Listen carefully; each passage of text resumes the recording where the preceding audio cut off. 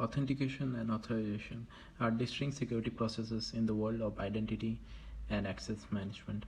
Authentication uses password and other identification methods to confirm that users are who they say they are. By contrast, authorization assigns user permissions to resources that the user is allowed to access. In this packet tracer activity, configure access and control, I will configure authentication and authorization for network services, including wireless network access, email, and FTP services. This activity opens in physical mode, however, you can complete it in logical mode. Also note that most tasks in this activity are graded. I will keep this grading window on top, as you can watch my percentage increase as I complete task. Part 1. Configure use AAA authentication credentials. Step 1 is to configure user accounts on the AAA server. Navigate to headquarters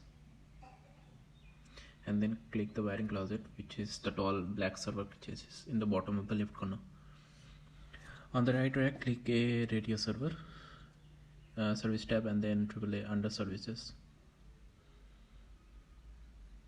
Turn on the AAA services under user setup and username user 1 and user 2 with the password specific in the instructions.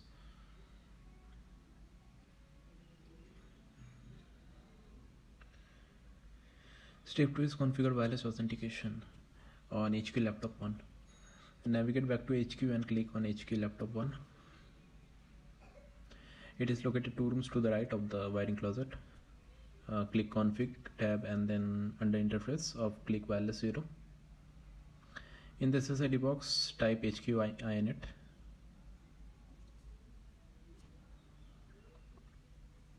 In the authentication area, click WPA2. In the user ID box, enter user 1 and enter password 1 and in the password box. In the IP configuration section, click DHCP. Wait for a few moments for the DHCP to offer to be accepted. You can maybe toggle between static and DHCP. Verify that HQ laptop 1 received and it has an assigned ID IP from the 192.168.50.0/24 network. At this point, it is important to note that packet tracer does not always converge like this when configuring wireless access. Refer to the note in the instruction for this step. Step 3 is configure wireless authentication on HQ laptop 2. Click HQ laptop 2, which is located in the top right hand corner of HQ.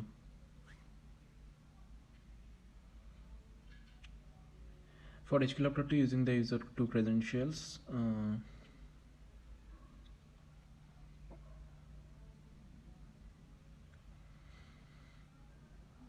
toggle between DHCP and static.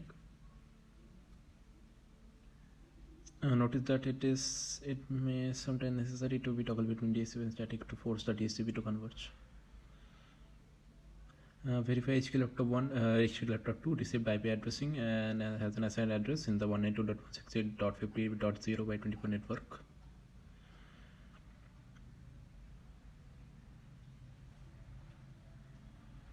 Part 2 is configure and use email services.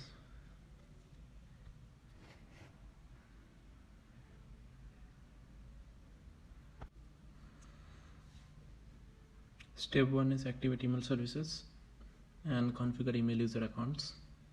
Navigate to the wiring closet. On the right side of the rack, click mail server service tab and then email under services. Turn both SNTP and POP3 services. Set the domain name to mail.cyberhq.com. Under user setup, enter username and password combinations from the instructions. I have them copied here for easy access.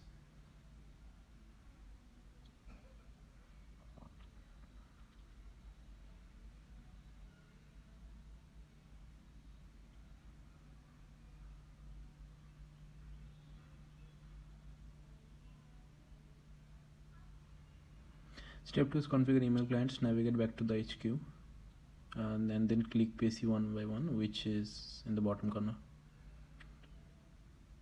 Click desktop tab, email, the configure mail setting should open. Enter your name as Suki. Email address is hkuser1 at mail.cyberhq.com. Incoming and outgoing email services are on mail@cyberhq.com. Username is hkuser1. Password is Cisco123. Save. In the table of your instruction to configure email, settings for 2.3, HQ laptop 1 and netadmin. I have the information copied here. PC 2x3 is an office below the conference room. So yeah, it will be a HLO and be a user. Save. Same goes for Malio.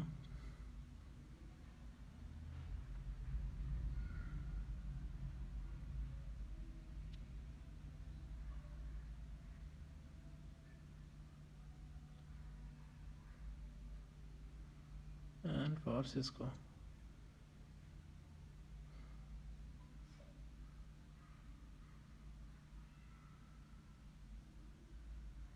Steps to use to send email as Suki on PC 1 by 1. Click compose and compose an email to ajulo at bruser1 at mail.cyberhq.com.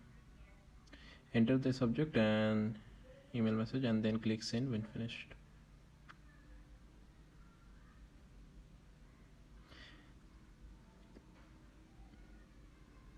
Note packet receive may take several seconds to converge before you can see send success message at the bottom of the window.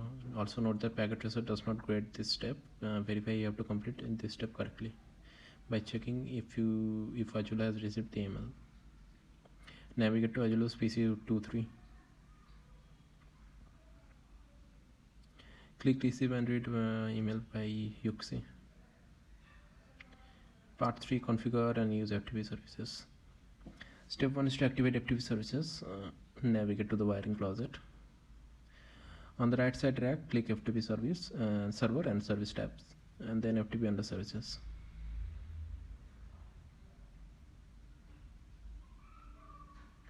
Step 2 is to create FTP user accounts under user setup, enter username and passwords and privilege listed in the instructions.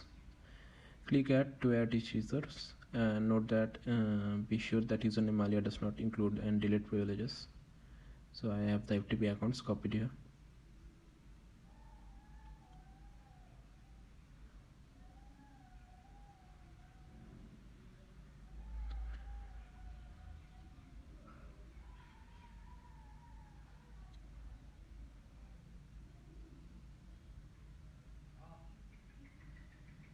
Verify each user is correctly created and close the server.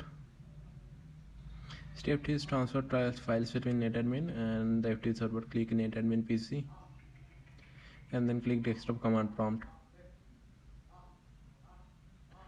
Enter the command ftp 192.168.75.2 to log into the FTP server and then authenticate with the username Shuki and password Cisco123.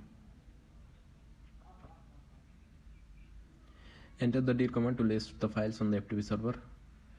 Use the get command to download a message.txt. Quit the FTP session. Close the command prompt and click text editor and then open the file. Open the downloaded file message.txt. Greetings, you have successfully accessed the FTP server.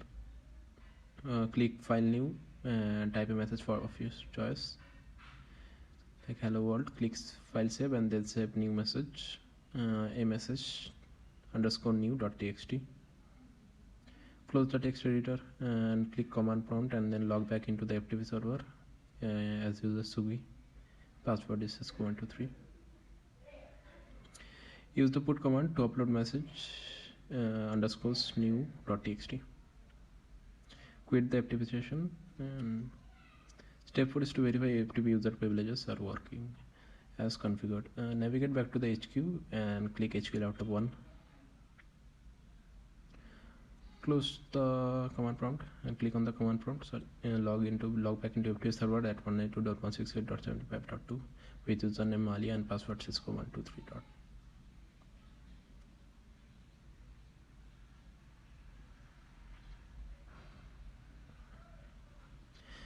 Use the delete command to attempt to remove the newly uploaded file amsh_new.txt. Notice that the permission is denied. Recall that Malia user does not have delete write privileges. However, she does have rename rights.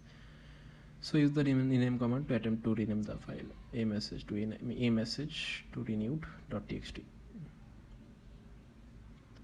amsh_new.txt, and we're gonna rename it to amsh_rename.txt, and the file is successfully renamed. Quit the FTP session and close HQ laptop 1. This completes the packet pusher activity of configure access and controls. So if you liked watching this video, do like and subscribe for more content like this, and I'll see you in the next video. Goodbye.